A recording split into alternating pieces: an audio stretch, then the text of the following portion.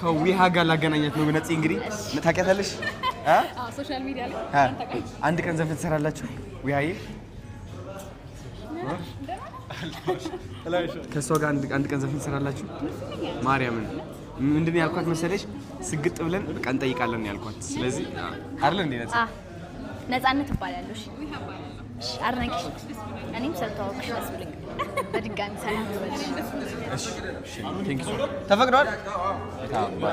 የታባት እንደዚህ ብለህ ቅረጥ ናብት ይላል እሺ እናት ሶ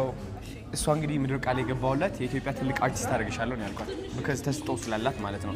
እና ወደዚህ ይዣት የመጣው ደግሞ እንዳንቺ ታላላቅ አርቲስቶች ላገናኛት ነው ማለት ነው ያ እኔም ደስ ብሎኛል ያው አሁን መናገር ባንችል